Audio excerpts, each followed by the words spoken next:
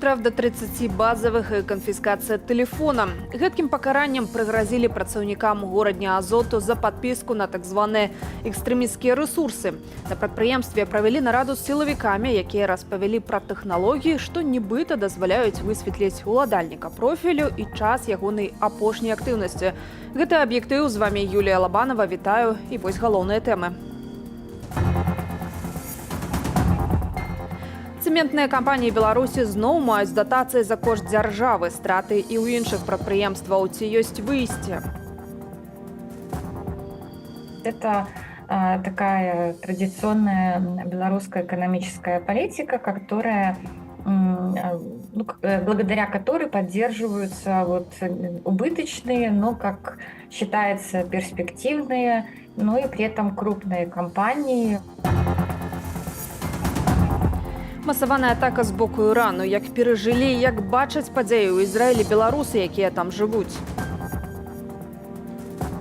Вялікія балістычныя ракеты, такія, як зноў жа выкарыстоўваюць такога ж типу іншых моделей, але такого ж типу, які выкарыстоўвае Расія ва Ўкраіне. Гэта ракета можа разваліць шматпавярхоўку.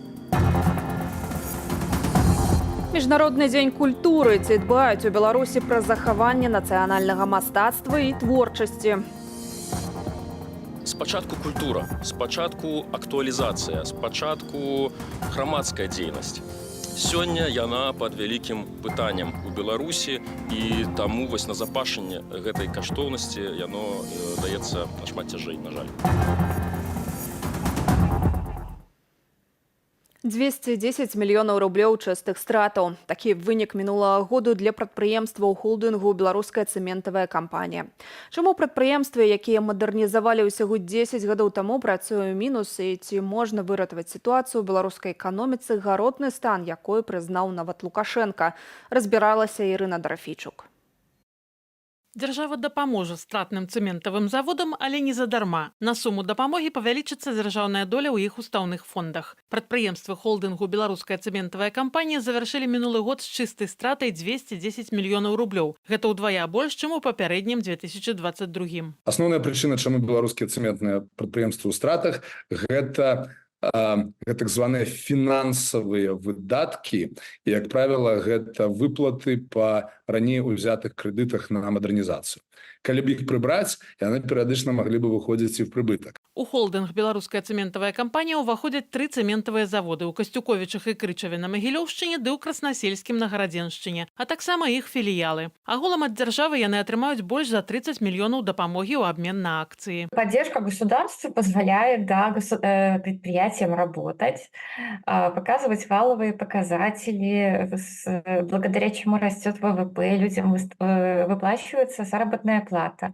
То есть создается видимость, что все хорошо. У мадэрнізацыю цэментавых заводаў дзяржава ўжо ўкладала сродкі ў 2012-2013 годах. Паводле камітэту дзяржкантролю выдаткавалі на гэта больш за $1 мільярд, выкарыстоўваючы сярод іншага і айчынныя ды кітайскія крэдыты. Пасля мадэрнізацыі магутнасць 3 заводаў нібыта вырасла больш як удвая, але летась кіраўніцтва холдынгу агучвала больш сціплыя лічбы – каля 5 мільёнаў тонаў цэменту штогод. Калі мадэрнізацыю пачыналі, была выгадная кан'юнктура расійскага рынку, кажа Станіслав Івашкевіч. Праблема в тым, што это рабілася вельмі павольна і неэфектыўна. Да таго часу, пакуль самі зрабілі, ужо расійскія прыватнікі зарыентаваліся і запоўнілі рынок, і Беларусь, замест того, каб вайсці на пустую нішу, якую яна планавала к таму часу, як закончыла сваю мадэрнізацыю, зайшла ўжо на высокаканкурентны рынок.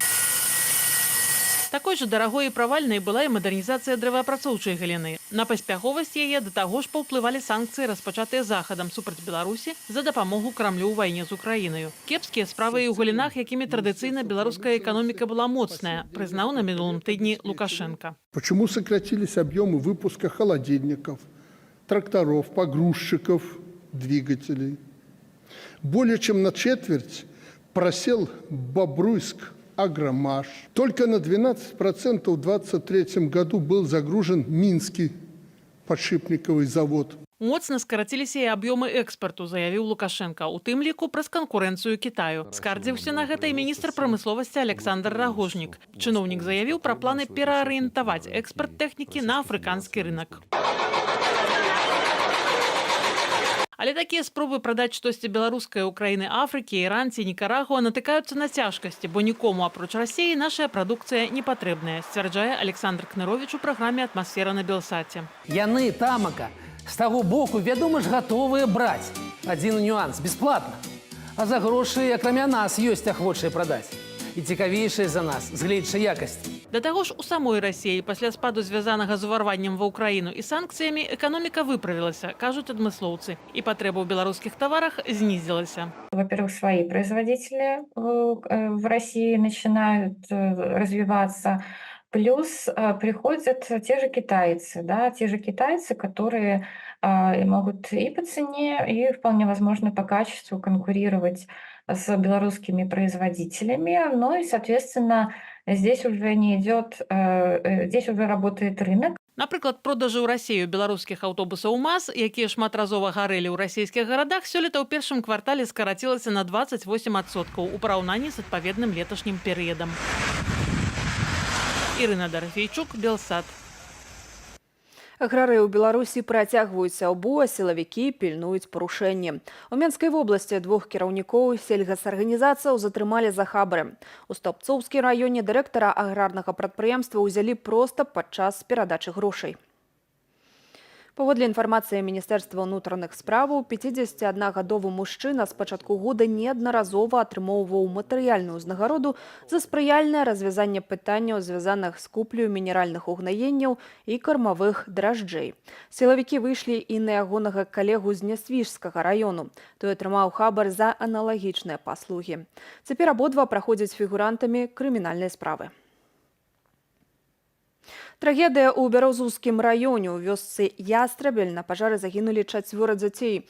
Малодшаму з іх было ўсяго 2 месяцы. Іхная маці і 4-гадовая сястра змаглі выратавацца з вогненнай пасткі. Цяпер яны ў шпіталі.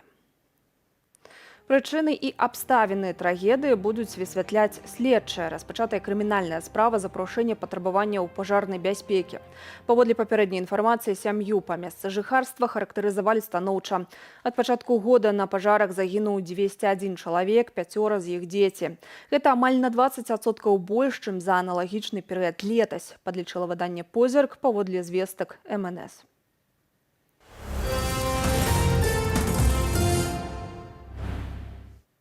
Беларуская амбасада ў Ізраілі не папярэдзіла беларусаў пра напад Ірану на гэтую краіну. Нашых суайчыннікаў пакінулі сам-насам у той час, калі ў іхны бок ляцелі дроны, крылатыя і балістычныя ракеты. Чаму так, спыталі ў консула Беларусі ў Тель-Авіве. Падрабязнасці раскажа Руслан Ігнатовіч.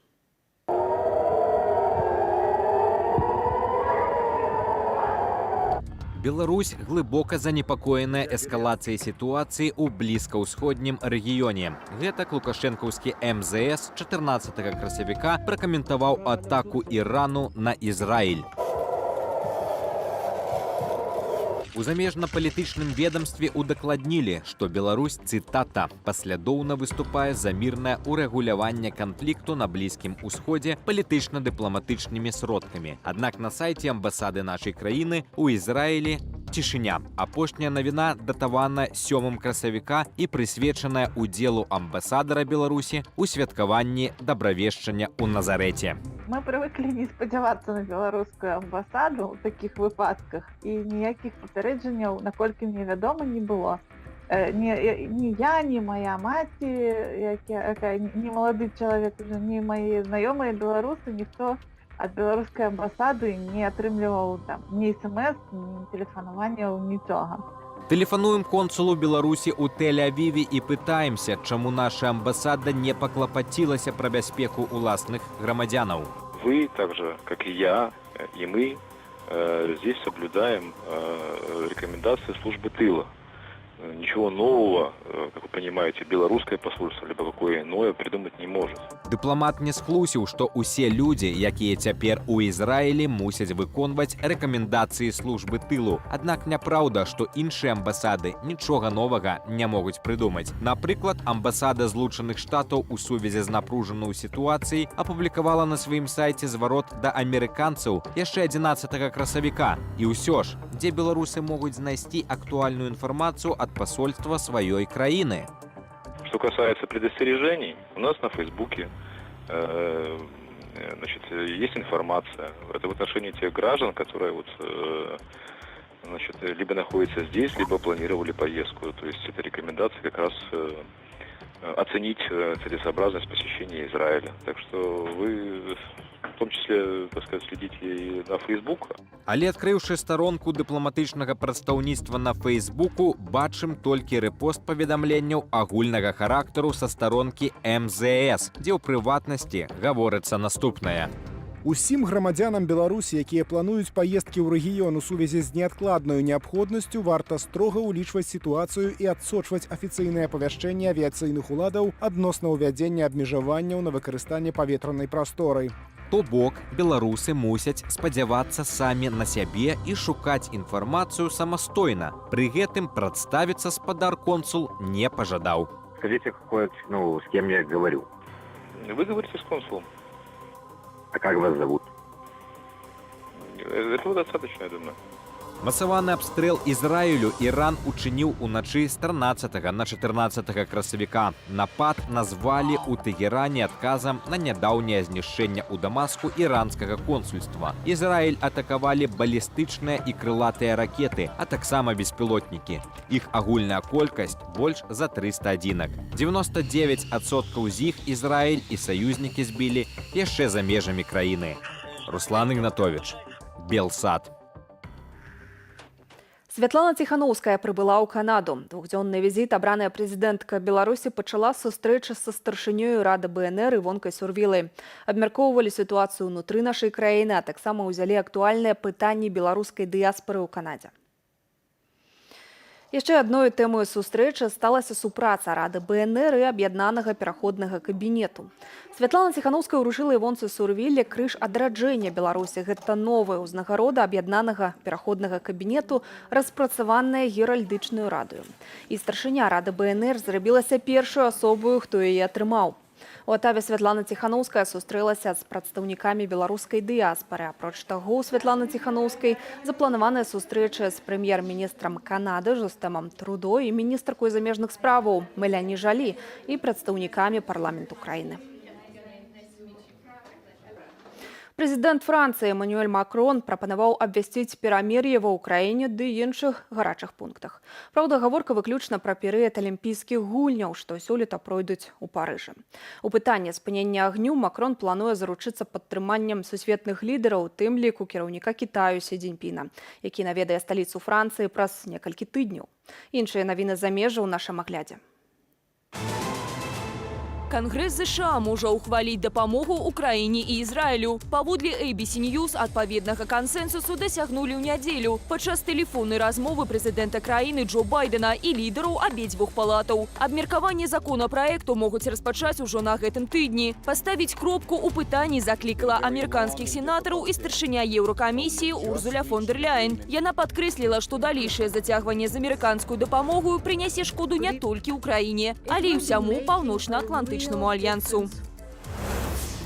Бойка ў грузінскім парламенце. Лідар апазіцыі Алеко Элісашвілі накінуўся на сакратара кіроўнай партыі грузінская Мара Мамуку Мдынарадзе. Інцыдэнт адбыўся падчас абмеркавання законапраекту аб замежных агентах, які называюць калькаю расійскага закону. Документ прадугледжвае стварэнне рэестру няўрадавых арганізацый і медыю, якія больш як на 20% фінансуюцца за мяжы. Паводле кіроўнай партыі ухваленне закону зробіць дзейнасць гэтых ініцыятываў больш празрыстай. Аднак грузінская апозіцыя асцерагаецца, што сапраўдная мэта законапраекту ўзмацніць кантроль над няўрадавымі арганізацыямі ды іх прадстаўнікамі. У гэты ж час да парламенту Тбілісі выйшлі некалькі тысяч пратэстоўцаў. Яны патрабуюць тэрмінова адклікаць, цытата, расійскі законапраект, які, на думку дэманстрантаў, можа перашкодзіць краіне атрымаць статус кандыдата ў Еўразвяз. Россия працягвае ісці пад ваду. Найгоршая сітуацыя ў 4 вобласцях краіны – Томскай, Арэнбургскай, Алтайскай і Цвярской. У Томску рака, вышыўшы з берагоў, размыла аўтамабільную дарогу. Таксама часткова абрынулася дамба. Відэа прарыву апублікаваў расійскі тэлеграм-канал «Камерсант». Улады пацярпелых вобласцяў паведамляюць, што пік вады ў некаторых рэгіёнах яшчэ наперадзе і заклікаюць мясцовае насельніцтва эвакуявацца. Праўда, зрабіць гэта гатовыя далёка не ўсе. У меня на месяц продуктов. Так что там еще холодильник плавает.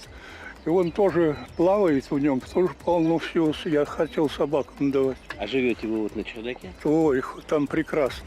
А ў Казахстане праз паводку эвакуявалі больш за 111 тысячаў чалавек і 106 тысяч жывёлінаў. У пацярпелыя рэгіёны даставілі больш за 1000 тоннаў гуманітарнай дапамогі. Без транспартавых зносінаў застаюцца 82 паселішчы, патопленыя 5500 дамоў. У 10 рэгіёнах краіны дзеяць рэжым надзвычайнага становішча. Прэзідэнт Касым-Жомарт Такаев назваў паводку найбуйнейшым бедствам за апошнія 80 гадоў. Прыклад мужнасці і нязломнасці. 12гадовая украінка Яна Степаненко, якая страціла абедзве нагі падчас абстрэлу ў Краматорску, прабегла бостонскі марафон на пратэзах. Я дуже задоволена собою. Дзяўчына пераадолела дыстанцыю 5 кіламетраў з дабрачынную мэтаю. Гэтак спартоўка пастанавіла сабраць грошы на пратэз украінскаму вайскоўцу Александру Раснаму, які страціў нагу ў баях за Запорожжа. Пасля забегу Яна звязалася з вайскоўцам. Мені так важко, я не уявляю, як ти пробігла. Ради вас, для того, щоб ви бігали разом зі мною. Можливо, пробіжимо з вами марафон? Потрібно буде добре потренуватися. Потренуємось? Падтрымаць Яну і Александра можна на сайце добро.ua. Дабрачынны збор трывае. Наста Печанькова, Белсат. Сабор Парыжскай Божай Маці застаецца недасяжны для наведнікаў. 5 гадоў таму адзін з найбольш славутых сімвалаў Францыі пацярпеў ад пажару. Змагацца з агнём ратаўнікі тады змагаліся 9 сотняў. Полымя знішчыла дах сабору і абрынула шпіль. Інтэр'ер святыні таксама пацярпеў. Цяпер там працягваецца рэстаўрацыя, якую завершыць плануюць да пачатку летніх алімпійскіх гульняў 2024 ў Парыжы. Аднак вернікі і турысты змогуць наведаць сабор толькі з пачатку сёлетняга снежня.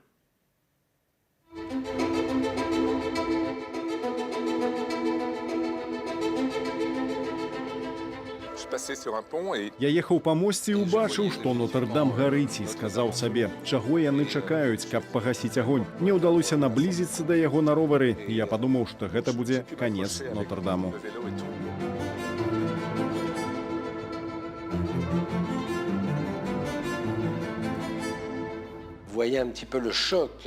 Ты перабываеш у эмацыйным шоку, бо тут ты цалкам аддаеш сябе Богу, ахвяруеш сябе яму. І вось ты бачыш, што месца, дзе ты аддаў сябе, гарыць дашчэнту.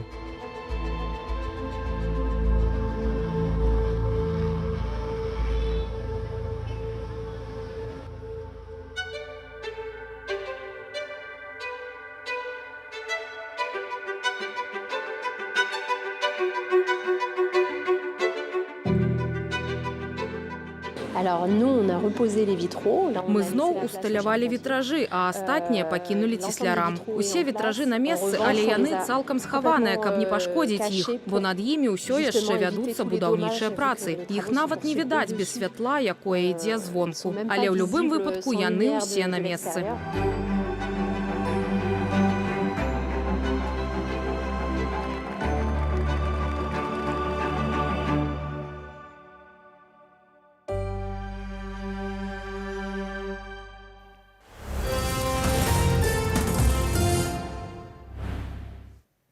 Міжнародны дзень культуры адзначаюць сёння ва ўсім свеце. Лукашэнкаўскія жулады падышлі да свята своеасабліва. Адразу ў 2 беларускіх калектывах, Менскім абласным тэатры лялек «Батлейка» і Віцебскім нацыянальным тэатры імя Якуба Коласа адбываюцца масавыя звальненні. Як увогуле ідуць справы ў галіне культуры ў нашай краіне, даведвалася Кацярына Гардзеева. Музычную прэмію «Увага» ўручылі найлепшым беларускім музыкам у эміграцыі. Як і шматлікія іншыя беларускія культурныя імпрэзы, падзея адбылася за мяжою. Амаль 4 гады адчынныя творцы вымушаны пакідаць радзіму, ратуючыся ад палітычных рэпрэсіяў. Тыя творцы, якія апынаюцца у іншых краінах, сутыкаюцца са шмат якімі выклікамі, калі яны хочуць застацца ў прафесіі, то безумоўна ім трэба праявіць акрамя талента яшчэ шмат якіх здольнасцяў. і пры гэтым захаваць сябе. У нашай жа краіне з эфіраў рады і тэлебачання не сыходзяць песні «Ах, Александр», «Бульба-дэнс», зроблена ў Беларусі. Аўтарку гэтых хітоў, нявестку Александра Лукашэнкі Ганну Сялук, летась узнагародзілі дзяржаўную прэмію за духоўнае адраджэнне. Конечно, неожиданно и очень-очень приятно, и очень почетно. Але іншым трэба даказваць сваю лаяльнасць да ўладаў. Для выступу музыкаў неабходныя гастрольныя пасведчанні, а арганізатары канцэртаў мусяць падавацца на ўліку адмысловы рэестр. Калі да біяграфіі артыстаў у чыноўнікаў узнікаюць пытанні, выступ забараняюць. Такі стан рэчаў адбіваецца на якасці айчыннага культурнага прадукту. Просто абнізіць ўсё, што ствараецца у тым ліку праўладнымі творцамі, мне здаецца, гэта таксама не шлях правільны, але пры гэтым казаць пра тое, што мы маем нейкія ўзоры добрай якасці, я б таксама не стаў. За непрадпадкаванне правілам і адсутнасць адпаведных дакументаў штраф. Артысту да 50 базавых велічынь, арганізатару да 500 базавых велічынь. З праявы вальнадумства арышт. Гэтак музыкам рок-гурта «Анискис» днямі прысудзілі 2,5 гады хатняй хіміі. 13 сотнямі арышту пакаралі паэта і выканаўцу аўтарскай песні, бацьку 7 дзяцей Сергея Мельянца. За кратамі застаюцца 158 іншых дзеячаў культуры. Никто никого душить за творчество не будет. Такого никогда не было в нашей новейшей истории и никогда не будет.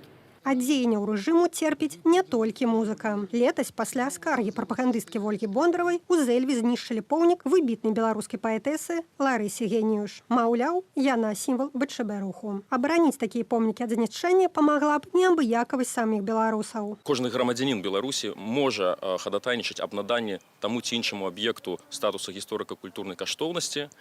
Па-ранейшаму працуюць звароты, дзейнічае заканадаўства аб зваротах грамадзян. Але звароты працуюць не заўжды. Нягледзячы на петыцыю жыхароў, у Магілёве ў хуткім часе знішчаць дарэвалюцыйны дом, помнік драўлянага дойлідства. Гэты будынак было прасцей захаваць, калі б яго наведвала больш турыстаў, упэўнены Сцяпан Стурэйка. Адзін з апошніх легальных спосабаў адзначэння ўласнай беларускасці – гэта вандраванне па краіне, турызм, знаёмства з мясцінамі. Ось, калі ласка, я заклікаю ўсіх, набліжаецца лета, заплануйце сабе, хто гэта можа, заплануйце сабе як найбольш падарожжаў. Ад недагляду чыноўнікаў ці на іх найпроставы загад разбураюцца і іншыя помнікі архітэктуры. Гэтак сёлета ў горадні знеслі казармы канца 19 стагоддзя, якія мясцовыя чыноўнікі раней абяцалі рэканструяваць.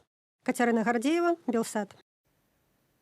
Нашэсце змеяў у некаторых беларускіх гарадах адно з наступстваў кліматычных зменаў. Паводле загадчыка лабараторыі Палеска-аграрна-экалагічнага інстытуту Акадэміі навук Віктара Дзем'янчынкі, праз пацяпленне рэптыліі лягчэй пераносяць зімаванне, таму і колькасць іх расце. Гэтак у пачатку красавіка вужакі акупавалі набярэжную ў Пінску. Мясцовыя жыхары адзначылі, што паўзуноў яны сустракалі ля ракі і раней, але не ў такой колькасці. Прадстаўнік Акадэміі навук патлумачыў, што набярэжная прываблівае паўзуноў магчымасцю пагрэцца і знайсці корм. Сустракаць змеяў і пачалі ў іншых мясцінах. Жыхары мястэчка Падлессе Ляхавіцкага раёну спаткалі вялікага вужа на ганку крамы і выклікалі ратавальнікаў, якія выпусцілі яго ў натуральнае асяроддзе. Вот такой животик красивый. Она приползет обратно, забирайте ее с собой. Ну, и наша уже приползла. Это для нас диковинка вообще. И животик красивый. Мінскія камунальнікі прапаноўваюць адмовіцца ад паўсюднага ўсталявання каляровых кантэйнераў для розных відаў адкідаў і прапаноўваюць перайсці на двухкантэйнерную сістэму сартавання смецця. Чаму не спрацоўвае традыцыйная схема і ці дапамогуць гэткія змены наладзіць эфектыўны збор другасных матэрыяльных рэсурсаў? Дамініка Кунцевіч. Мінчукі не справіліся з сартаваннем смецця. Ва ўсялякім выпадку гэта клічаць чыноўнікі і прапаноўваюць выйсце, скідваць смецце ў два кантэйнеры. У адзін побытавыя адкіды, якія не перапрацоўваюцца, у другі другасныя ресурсы. Мне кажется, люди будут более демотивированы, если честно, потому что в идеальном виде, в сортировке люди все-таки думают, что надо сортировать все пластиковая бумага. Когда тебе говорят, что нет, мы теперь не сортируем, я уверена, что в глазах большинства это будет как шаг назад. Раз они его забили на сортировку, и мы забьем. Кантэйнеры для паасобнага збору паперы, пластыку і шкла ў Беларусі пачалі ўсталёўваць у пачатку 2000-х гадоў. Цяпер іх больш за 330 тысячаў. Але сістэма, якая нібыта не працуе ў Беларусі, цудоўна функцыянуе ў заходніх краінах, напрыклад, у Польшчы. У сіні кантэйнер скідваем паперу, у жоўты пластык і метал.